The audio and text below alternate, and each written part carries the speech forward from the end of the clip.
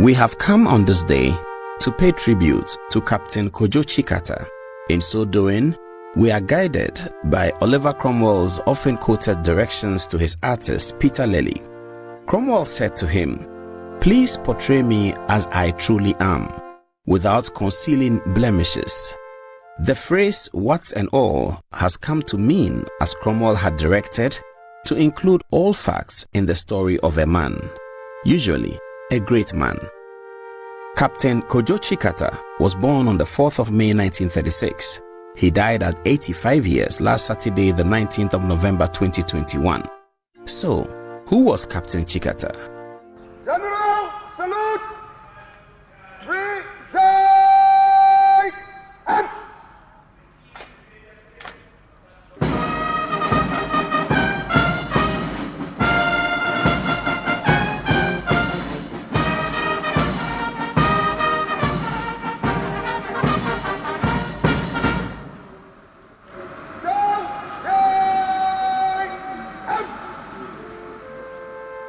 Tsikata was a military officer.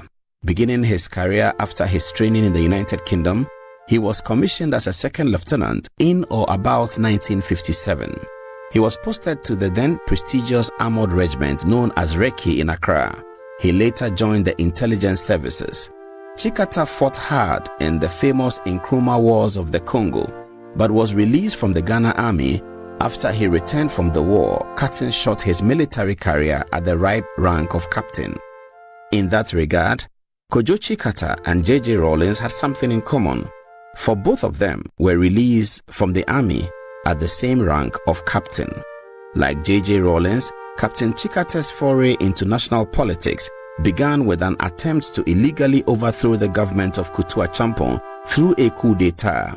The episode is captured by Dr. Bafo Agyeman-Duah on pages 70 and 71 of his recent book entitled General Achampon, The Life and Times of Ghana's Head of State.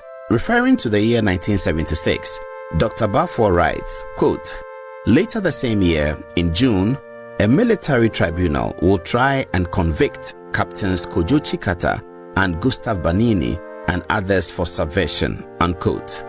So that was how the name Captain Tsikata was first heard in national life. It was about a coup d'etat and a military mutiny at the national level. Incidentally, the head of state, Kutu Achampon, who had power to direct on the executions of such mutineers, including Tsikata, was supremely magnanimous. His colleagues had put enormous pressure on him to allow the executions of such mutineers as Tsikata. But he, Kutu Achampon, consulting his spiritual father, wrote to the spiritual father as published on page 72 of Dr. Bafo's book as follows.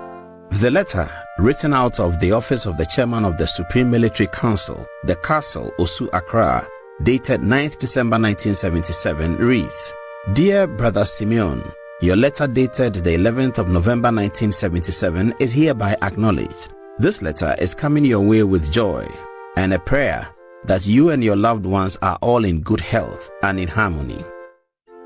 How well I recall the night before your departure from Accra on the 25th of June 1977.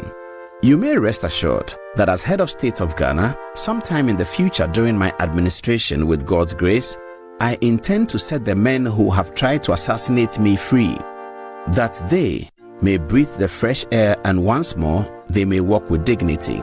May it also be the will of God and my faith that those same men become useful Ghanaians and not to tear the country down, but to help build it.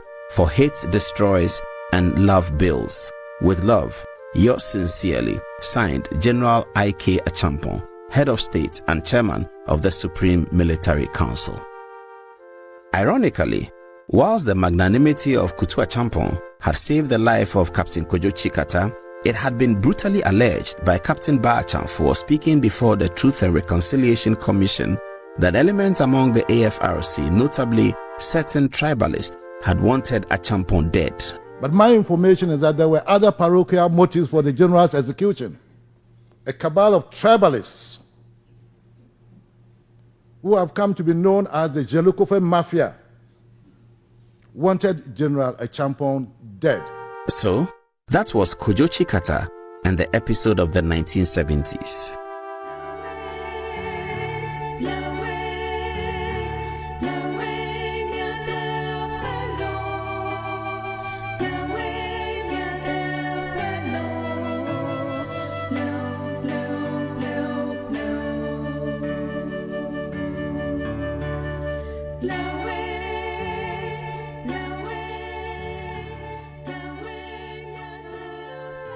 Captain Tsikata returned to national news when, upon the successful overthrow of the civilian government in 1981, Flight Lieutenant Rawlins, the leader of the coup d'etat, announced that Captain Tsikata was going to be a key member of the PNDC regime. Captain Tsikata was responsible for national security and to keep the regime on the left side of politics, for he it was who had made great friends with Fidel Castro, the NPLA in Angola, Hugo Chavez, as well as Yasser Arafat and Colonel Gaddafi, to name but a few socialist communists of the day. Writing on page 323 of his book, The Political History of Ghana, Dr. Obed Asamoah attributed the sustenance of the PNDC regime to the work of Captain Tsikata. Under the subtitle, Attempts at Counter-Revolution, Obed Asamoah writes as follows: a military takeover always has a demonstrative effect. It dislodges people from power, and they will always find means to regain it. Good security coupled with eternal vigilance is necessary to maintain power. In that regard, Captain Tsikata was a welcome gift. As the security chief, he did a perfect job to keep the PNDC in power until the return of constitutional rule in 1993. Unquote. Undoubtedly, the most barbaric and violent elimination of human beings in the history of Ghana occurred on June 30th, 1982, which is now famously commemorated as Martyrs' Day every year, was the darkest day in Ghana's political, legal, and military history. It was the day that 3 learned High Court judges, including a pregnant woman, were abducted from their homes in the early evening, driven away to a military base outside Accra, and dastardly murdered. Their charred bodies were later found by ordinary citizens. The event shook the nation. J.J. Rawlins was the head of state, and Captain Tsikata was the national security boss. J.J. addressed the nation and promised to establish a full inquiry into the matter. He set up a Special Investigation Board, SIB. The SIB was chaired by former Chief Justice, the most learned Justice Azukrab. Here is Kevin Shillington writing on page 92 of his book, Ghana and the Rawlins Factor. A Special Investigations Board was set up on the 15th of July to investigate the killings.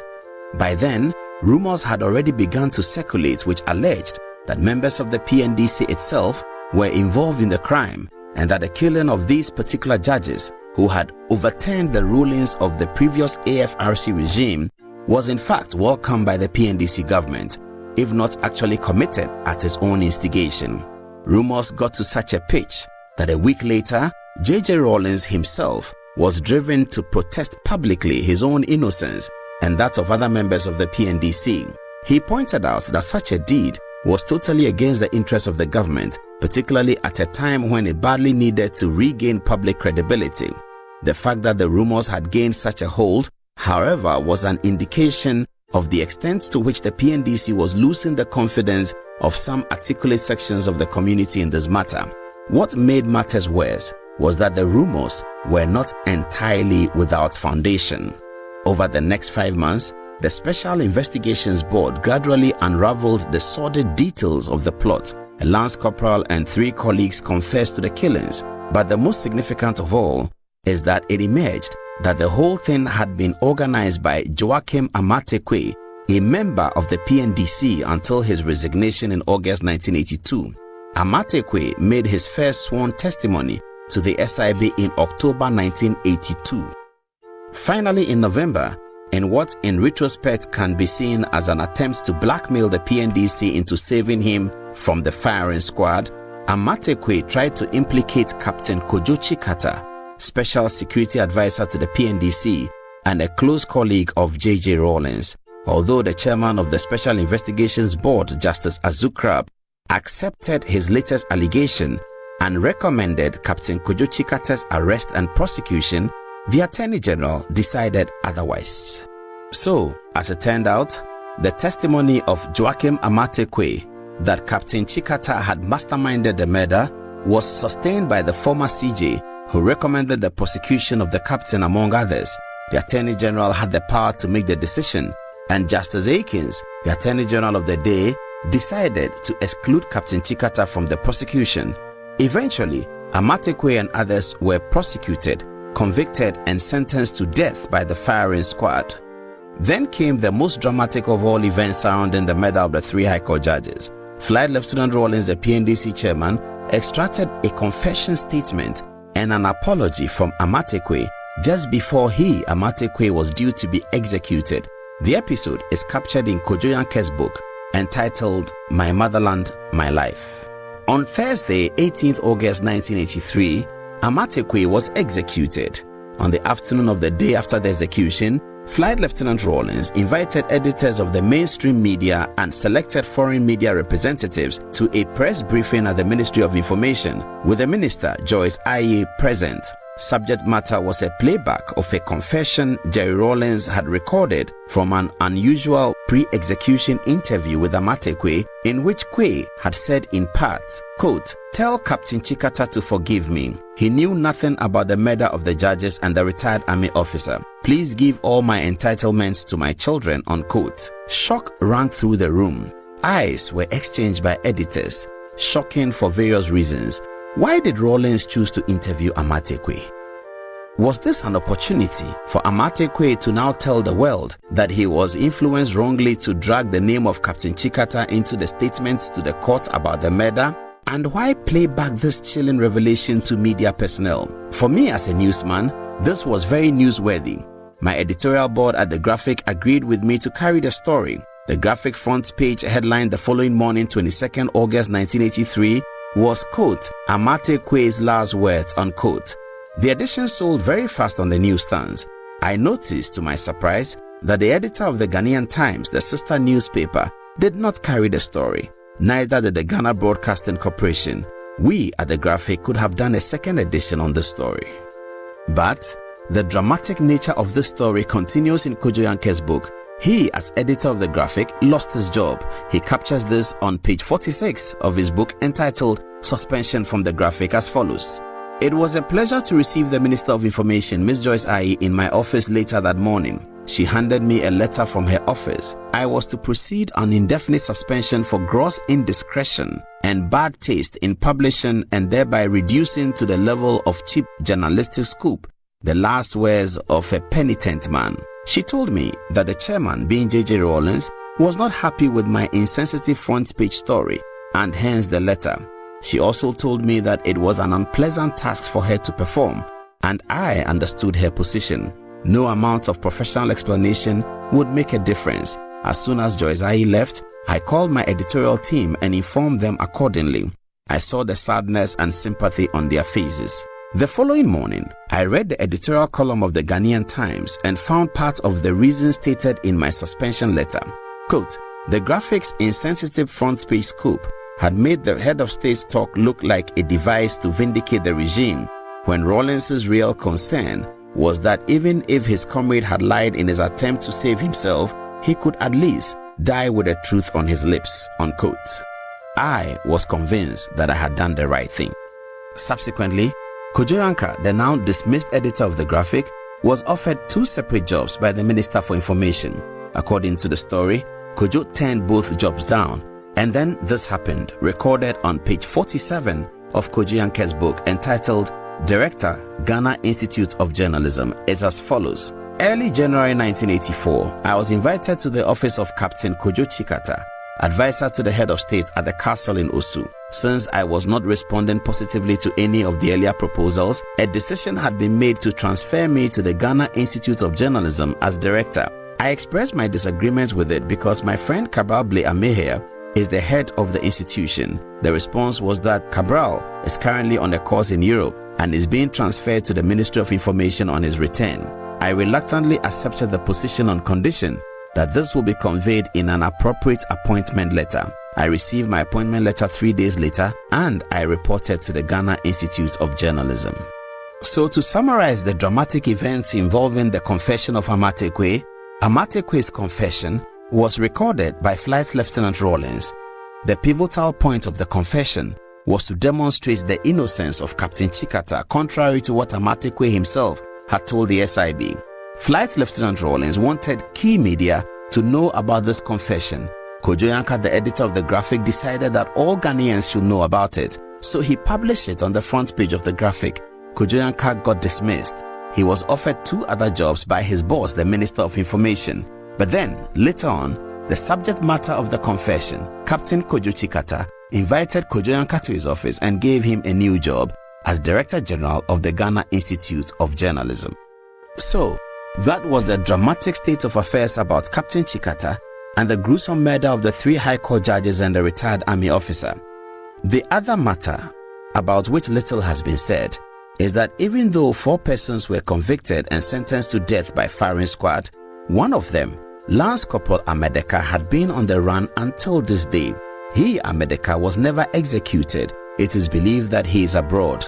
However, in 2002, Captain Tsikata himself took the stage at the National Reconciliation Commission set up by the then Attorney General Nana Addo Dankwa Akufo-Addo under the auspices of President J.A. Kufuor. Captain Tsikata told the commission that the decision of the SIB to accept the testimony of Amate Kwe against him was born out of a conspiracy to undo him and to undo the PNDC regime.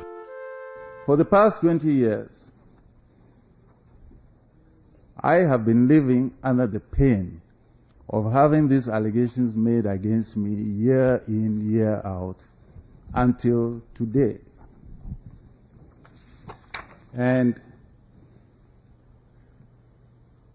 I have done my best this morning to demonstrate to this commission why I believe that the SIB, after they issued their initial report on the 6th of November, began a political conspiracy against me. I can't precisely say why, but I believe because of the actions that they took and the circumstances of the time, that they were determined to have me removed from my position in the government, to discredit me and thereby discredit the government and prepare for the overthrow of the government. I have named the people who I believe took part in this conspiracy. Members of the board: Justice Azukrab, Mr.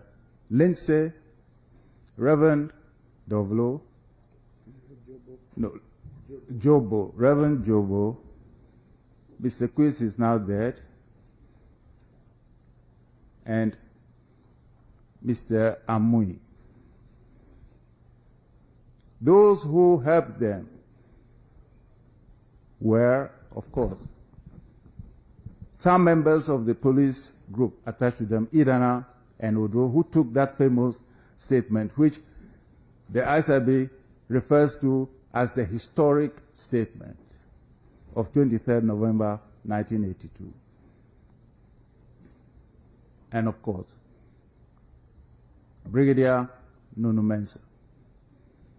For the reasons that I have given you regarding the circumstances under which he knew beforehand what Amate Kwe was going to say in his statement of 23rd November.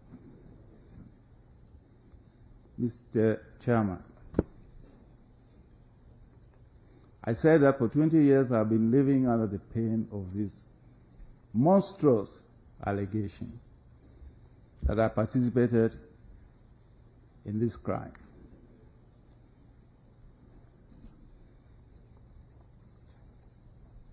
I'm just pleading to you, members of this commission, to make available here the persons that I have named so that I can look them in the eye and ask them certain questions about how they came to engage themselves in such an elaborate frame-up which nearly cost my life. After all, this commission has given its platform to an international con man, Mr. Chris Asher, who came here, raved and ranted for 2 hours, making all sorts of allegations against me, and I'm just pleading to give some opportunity for me also to question these people. After all, former Chief Justice of Ghana, a priest, Jobo, former head of CID, to ask them why they took part in such a conspiracy to frame me up.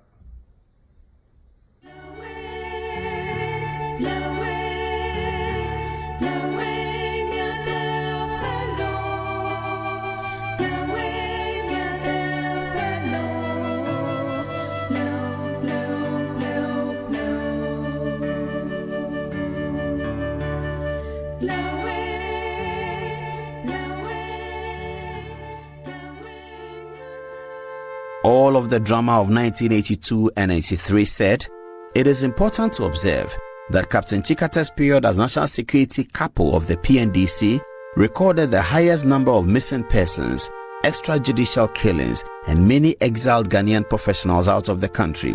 A lot more explanation may be required on these matters of the missing people and the extrajudicial killings. But alas, the captain is dead and gone. For now, we guess and we move on. It is necessary to observe that Captain Tsikata had a bright political spot. He was certainly part of those who convinced the PNDC to allow a constitutional change. He, Captain Tsikata, participated in that process. Here he is, submitting his mysterious self to the democratic process by casting his ballot in 1992. Later on, Captain was pushed out of the NDC government in 1996. Rumors were rife that Captain had gotten on the wrong side of Nana Kunedu Ajiman Rawlings, and elements around Mrs. Rawlings had pushed Captain Tsikata out of the government and out of favor with JJ. Dr. Obeda Samoa appears to have settled the matter of Captain's exit from the NDC government in 1996 on page 323 of his book as follows. Thankfully, he, Captain Tsikata, stayed on in government until 1996, when the intrigue of some elements contributed to his departure. Intrigue for or against a cause is common in politics. Hence, apart from the case of Captain Tsikata, intrigue by some elements of the NDC contributed to Professor Mills being endorsed by President Rawlings as his successor, my temporary departure from the NDC in 2006, and incredibly, the marginalization of President Rawlings himself in recent times. Significantly, President Rawlings, Captain Tsikata, and I are from the Volta region and were promoters of the National Democratic Congress, a party whose formation, ironically, some of these forces of intrigue initially opposed. Thus, they have been able to achieve a significant shift of power, which they, in turn, are losing to others." Unquote. Captain Kojo Tsikata is said to have returned to NDC politics briefly to help Professor J.E.A. Mills win the 2008 elections. He it was who is said to have been responsible for the appointment of Dr. Kwabena Dufour as Minister of Finance under Mills. Writing the tributes to the captain, Dr. Dufour called him his mentor. Captain Tsikata was mentioned again at the highest level of national politics when President Akufo-Addo mentioned him among eminent men who had advised him in the period before he won that landslide victory against NDC's John Dramani Mahama during the elections of 2016. To the senior citizens of our country who have given me invaluable advice over the years, amongst them the former President of the Republic, His Excellency Jerry John Rawlings, the former Secretary General of the United Nations, His Excellency Kofi Annan, Otumfuo Osei-Tutu II, Asante Hene, the former Chief of Defense Staff, General J.B. Dankwa, the Chairman of the NPP's National Council of Elders, the veteran statesman C.K. Tedham, and Captain Kojo Tsikata, erstwhile PNDC member responsible for national security. I thank you for your counsel and for sharing your wisdom with me, and hope I can continue to count on you during the challenging period ahead of me. Captain Tsikata may be seen by some as a terrible nightmare to arrive at the top echelons of Ghanaian political life. To such people, it's a rest in peace but never again. To others, he's a hero, a mentor, the ultimate security couple. History and posterity will judge. Posterity will also cast a verdict. Good luck to Captain Tsikata when the day arrives for posterity's verdict. For now, here is our general salute to the fallen Recce man.